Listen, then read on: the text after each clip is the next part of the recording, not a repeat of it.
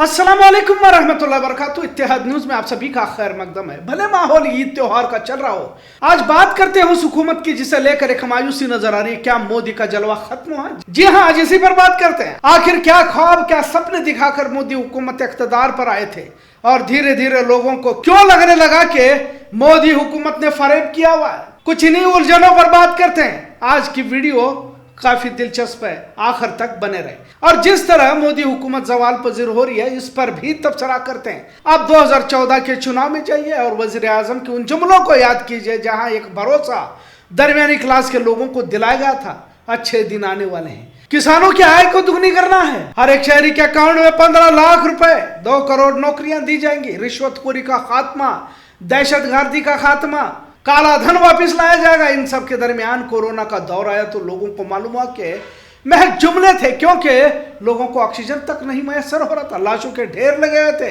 दिहाड़ी मजदूर भूख से तड़प रहे थे। खैर, इन सब के दरमियान क्या बात है कि आज भी मोदी सबसे चहीते कायद तो बने हुए हैं, दुनिया भर में अवार्ड भी लिए जा रहे हैं। पर इस देश की आवाम नाराज है तो क्यों है? क्योंकि 2024 का रिपोर्ट कार्ड मोदी की तनज्जुली बयान कर रहा है, यानी कि किस तरह से इनका डाउनफॉल शुरू हुआ है। पर वही दूसरी तरफ 6 जुलाई 2025 को मकबूलियत का रिकॉर्ड भी बनाने की बात मीडिया पर दिखाई गई। इंदिरा गांधी को पीछे छोड़ते हुए वजीर आजम मोदी भारत के सबसे ज्यादा तवील अरसे तक, मतलब दूसरे नंबर के हुकूमत करने वाले वजीर आजम बने रहे। 4090 दिन का रिकॉर्ड मोदी के नाम पर दर्ज किया गया है। वैसे देखा जाए तो नेहरू पहले नंबर पर है, लेकिन दूसरे नंबर पर मोदी ही पहुंचे हुए हैं। लेकिन वही मोदी हुकूमत का रिपोर्ट कार्ड कुछ और कह रहा है। मोदी हुकूमत की गिरती साख क्या बयान करिए? क्या मोदी हुकूमत का आखिरी वक्त आ चुका है? लिहाजा मोदी या भाजपा हुकूमत ने बड़े ही चालाकी से अपनी पार्टी को राष्ट्रवाद से जोड़ा। लिहाजा आंकड़े कैसे खुद बोलते हैं, इसे भी समझने की जरूरत है।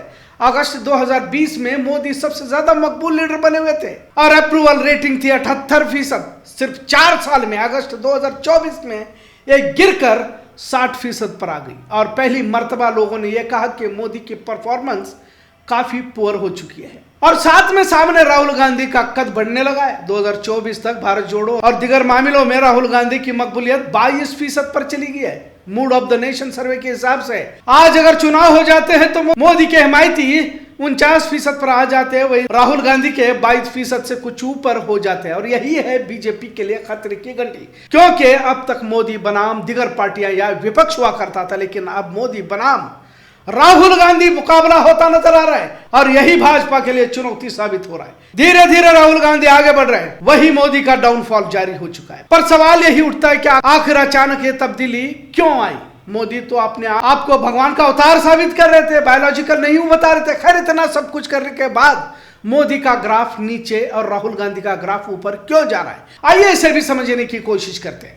मोदी जब सत्ता में आए थे तो लोगों ने उम्मीद लगाई थी कि 2 करोड़ नौकरियां दी जाएंगी, क्योंकि रोजगार को लेकर लोग काफी उम्मीद लगाए बैठे थे। पर 2016-17 में रोजगार का फीसद 41 था, वही 2022-23 तक घटकर हो गया 40% से कुछ कम, मतलब 80 लाख जॉब से लोगों ने हाथ धो बैठा। और वही दूसरी तरफ 80 लाख नौजवान जो अपनी डिग्रियां मुकम्मल करके बेरोजगार हो रहे थे, जो नए आए थे। जाहिर है 2014 से 2024 तक तारीखी रिकॉर्ड बेरोजगारी में भारत चला गया। अब मोदी जी के जुमले कितने सुनाए जाए, क्योंकि जब भी बात की है भारत के शहरियों को ठगाई गया है। पीएम मोदी ने कहा था कि मेक इन इंडिया के जरिए जीडीपी का 25% मैन्युफैक्चरिंग का हिस्सा होगा 2022 तक, और इसी के जरिए 2 करोड़ नौकरियों को टारगेट हासिल कर सकते हैं। पर अफसोस के साथ कहना पड़ता है कि जीडीपी में सिर्फ 16% ही 2023 तक हासिल किया गया, जो पहले के मुकाबले में काफी नीचे आ चुका है। अभी फिर से मोदी 2047 तक का विकसित भारत की बात कर रहा है। दूसरी तरफ जमीनी सच्चाई क्या है सभी देख रहे हैं। मेक इन इंडिया अब तक सिर्फ मेक इन पेपर ही है। वही किसानों के लिए भी मोदी हुकूमत ने धोखा दिया। 2016 के बजट में कहा गया था कि किसानों की आय दुगनी की जाएगी, पर 2020-2021 में किसानों के एहतजाज ने इस वादे की जड़ों को हिला दिया। दुगनी आय की जगह किसान घाटे में जा रहे थे। किसान खुद अपना पेट भरने से कासिर हो गए थे। किसान कर्जदार बन गया। हजारों किसान दरख्तों पर झूल गए। कर्नाटक के साथ बेलगाम में भी ये नजारा देखा गया। वही सबका साथ, सबका विकास, सबका विश्वास और साथ में आयुष्मान भारत का कार्ड लोगों के लिए उम्मीद लगाया था, लेकिन ये भी एक धोखा साबित हुआ। लिहाजा कोरोना की दूसरी लहर ने दिखाया कि न किसी तरह की सहूलतें मरीजों को हासिल हो रहे थे, न बेड, न ऑक्सीजन, न दवाइयां, न गोलियां, यहां तक के वैक्सीन तक मैसर नहीं हो रहे थे, लेकिन वजीर आजम यहाँ भी सर्टिफिकेट पर अपनी तस्वीर चस्पा करने से नहीं चूक रहे थे। दरमियानी क्लास के लोग लाचार बेबस थे तो गरीब और भी परेशान हो रहे थे। लाशें यहाँ वहां पड़ी नजर आ रही थी, एम्बुलेंस तक मुर्दे को उठाने के लिए नहीं मिल रही थी। और यही वो लम्हे थे जहां मोदी के नारे और हकीकत के फासलों को वाजा कर रहे थे। बहरहाल सिर्फ जुमलेबाजी करते वजीर आजम की हकीकत को लोग समझने लगे। 15 लाख रुपए हर एक के अकाउंट में, ये एक महज जुमला था, ऐसा खुद वजीर दाखिला अमित शाह ने वाजा किया। पर भले चुनाव जीतने के लिए मोदी शाह ने जुमला इस्तेमाल किया होगा, पर यह अवाम के लिए एक भरोसा था जिसे बड़ी आसानी से तोड़ा गया। और इन तमाम के दरमियान अवाम भी सब कुछ समझ रही थी, लिहाजा इसका असर तब हुआ जब फैजाबाद अयोध्या की सीट पर भाजपा का हार जाना। समाजवादी पार्टी के अवधेश प्रसाद ने भाजपा के उम्मीदवार को हरा दिया था, भाजपा के लल्लू सिंह को हराया गया था और यही भाजपा की गिरती साख का सबूत था। अयोध्या में मंदिर तो बना, उसकी इफ्तिताह भी बड़ी धूमधाम से हुई, पर चुनाव में आवाम ने फैसला रोटी कपड़ा और मकान के हक में दिया। हिंदू मुस्लिम नफरत की सियासत कब तक चली जाएगी? कब तक आवाम को मुसलमानों के खिलाफ भड़काकर बेवकूफ बनाया जा सकता है? क्योंकि भारत में अक्सरियत तो हिंदू ही तो है। मुसलमानों पर तरह तरह के इल्जाम लगाकर, घुसपैठिए, बांग्लादेशी, पाकिस्तानी, दहशतगर्द कहकर अक्सरियत समाज को तो आप रोटी कपड़ा और मकान दे नहीं सकते। इस बात को आवाम अब बखूबी समझने लगी और बीजेपी आरएसएस में भी खिंचाव बढ़ने की पक्की तलाह हासिल होने लगी।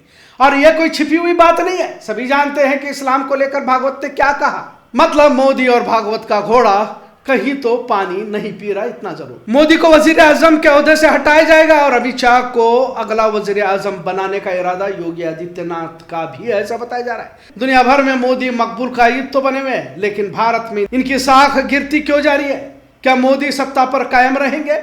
क्योंकि आलमी सतह पर जो मोदी की तस्वीर भले ही बड़े कायद के तौर पर बनी हो, लेकिन सच्चाई यही है कि मोदी को किस दिशा में जाना है समझ से बाहर है।